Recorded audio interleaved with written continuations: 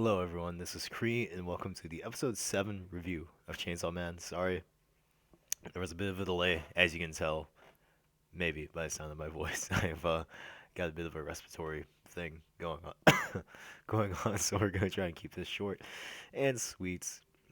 Much like Denji this episode, I am having some tea. It is lemon and ginger.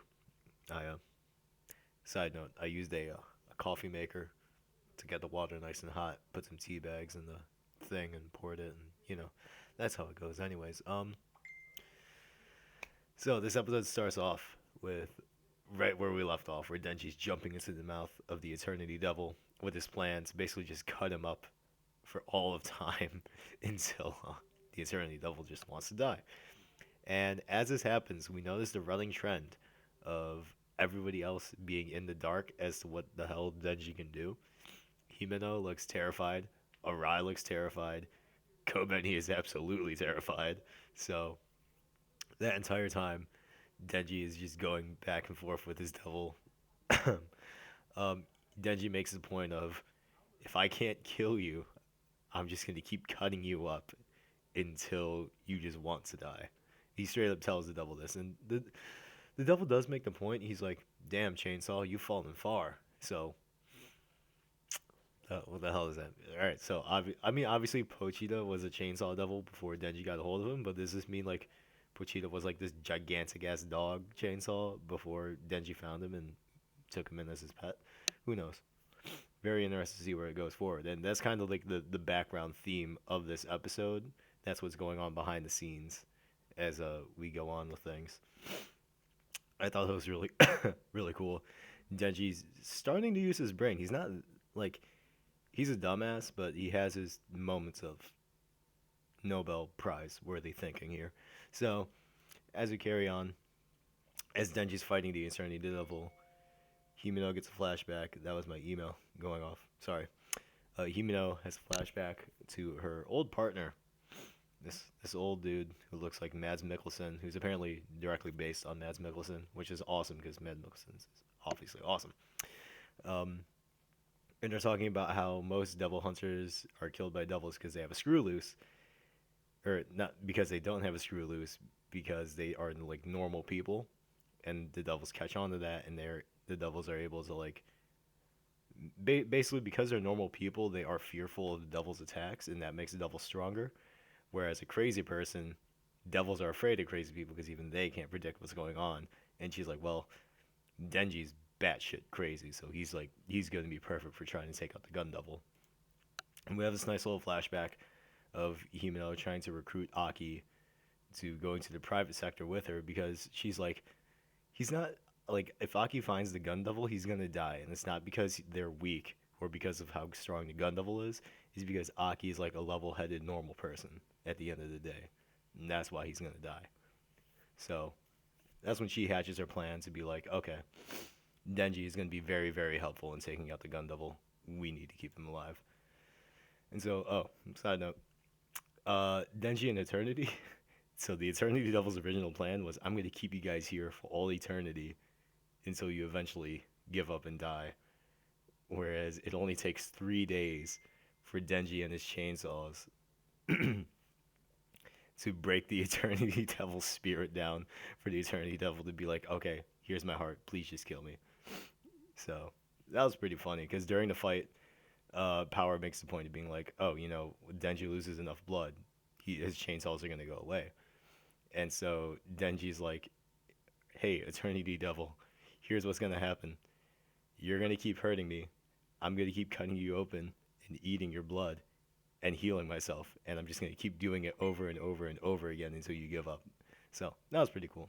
But after they all get out, Himeno and Aki are talking about exactly what the hell Denji is. They're trying to figure out what exactly he is because they've never seen anything like him before, which is really cool. Because even in episode one, Makima's or episode, I think it was episode two, where Makima's like, "There's no real like name for what you are yet, even from a historical perspective." So who knows how far back Devils go in the show's history? Probably since like the beginning of time, I guess. I don't fucking know. Anyway, so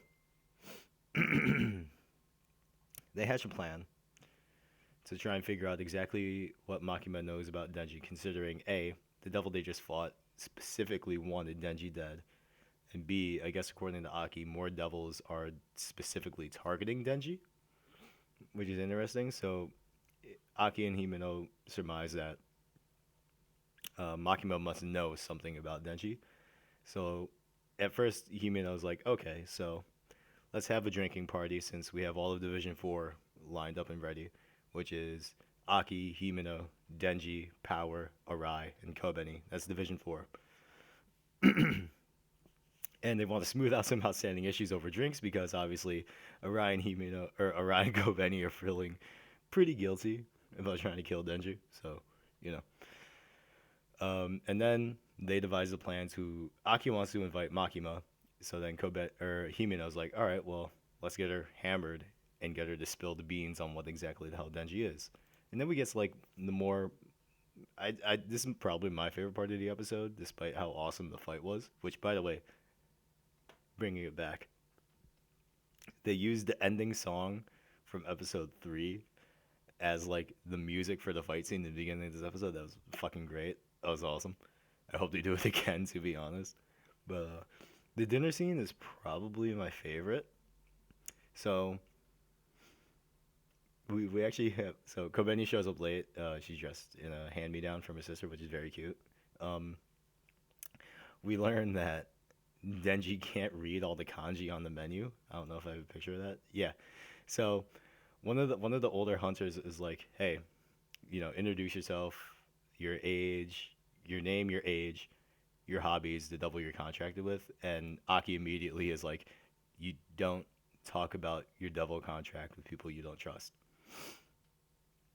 Arai has one of my favorite moments where he just stands straight up and he's like, my name is Arai. I am 22. I have a contract with the Fox Devil. I like writing haikus, which was fucking great. Kobeni was like, she's 20 and she likes eating tasty things. And Denji, in like this, one of like the saddest but also funny parts, he's like, I'm Denji. I'm 16 if I remember right. I like eating and sleeping. And all of them are just kind of like, holy shit, this kid is like 16. He's young as fuck. Like, I know like devil hunters die young, but like, holy shit. How did you get into this life? And even Himeno was just like, you are 16. Please tell me you weren't drinking any beer. And he's like, nope, just tea. It's still pretty hot. Okay. Trying to do what I can to make my voice not trash right now. Uh, so after that, eventually Makima shows up as Denji's like he's like, so Himeno about that kiss, and she's like, let me get a little more tipsy before I kiss you. And one of the older dudes is like, oh, Himeno gets really friendly when she's drunk. So she's like, oh yeah, sick. I'm definitely gonna get that kiss. And then Makima immediately rolls up and she's like, what kiss? What's this about a kiss? And Denji like just about shits himself, which is great. Uh, Denji tries to change the subject, but then Aki gets straight to business, and he's just like, "All right, with these devils coming after Denji specifically, what exactly is his deal?" And Makima's like, "I'll tell you if you can outdrink me." So Aki, Himeno, and Makima just start having a drinking contest. Makima's like fucking unfazed by the alcohol, by the way. Everyone else is knocked the fuck out. And so this is probably my favorite scene. I love you, Power, but like Makima got me weak. So Imino goes to kiss Denji, and as they're kissing, Denji looks over at Makima, who's just staring right at them. And unfortunately, I didn't take any screens of this because like don't need it. Himeno throws up in Denji's mouth, which is gross. And everyone starts laughing, but then Power's like, this is bad because Denji swallows anything remotely nutritious. And he swallows the fucking. Yeah. Anyway, get a cute little flashback to Denji and Pochita being hella down bad when Denji was younger, dumpster diving for food. They get a burger, thank God. It was wrapped up, otherwise, fuck. And notices some rats eating vomit, and then we cut back to him throwing up in the toilet. With Arai being a really good big brother here, trying to help Denji get through it. and he's just like, you know, I'm kind of jealous. I'm not as good of a devil hunter as you. And then Denji, in a very heartbreaking way, is just like, my first kiss tasted like barf, and you're saying you're jealous of me, and he keeps throwing up, which sucks. The story of Denji like reaching the brass ring only for it to be made of not nice things. Terrible. I'm sorry, bro.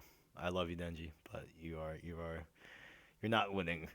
And every time it's like one step forward, two steps back. Every time he like achieves his next goal in the totem post. So I'm like, God, I'm rooting for this kid so bad. And so afterwards, I thought it was funny because Power's holding up Aki. She's like, I need to protect my chef. Um, you know, Makima picks up the tab, and as everyone's congregated, she's like, "Oh, where's Denji?" And one of the senior people here on the right are like, "Oh, Himeno grabbed him and took him off somewhere." So we get to the ending, which I didn't take any screens of because I didn't think they'd be YouTube friendly. Denji is like, has no idea where the fuck he is. He's at Himeno's place, and Himeno's like, I noticed that you and Aki are always both head over heels for Makima. You know, same, down bad. Anyways, uh, she's like, you could do so much better. Just move on. And then she just eventually leans in and she's just like, you want to do it? So based on how the end credits go, I'm assuming they hooked up. He's 16. She's old enough to drink in Japan. So interpret that as you will. Um, all in all, I thought it was a really good episode. Like I can honestly say, this is one that I've rewatched the most times since like probably since the episode where Power became their roommate. I'm really enjoying the duality of start with a big ass fight, end with a slice of life. It's a nice little dichotomy. I'm really curious to see what's gonna happen because obviously Makima is gonna be going out of town. Um, and I do remember after Denji touched Power's boob, Makima was just like, "Oh, you touched her tit. You're gonna touch mine. We're gonna have a little talk about this." So I'm curious as to how she's gonna react to this information being relayed to her by Denji. So with that being said, my throat hurts. Really enjoyable episode. Can't wait for the next one, and hopefully, I'll see you guys here sometime next week after Tuesday with bet- better vocal cords.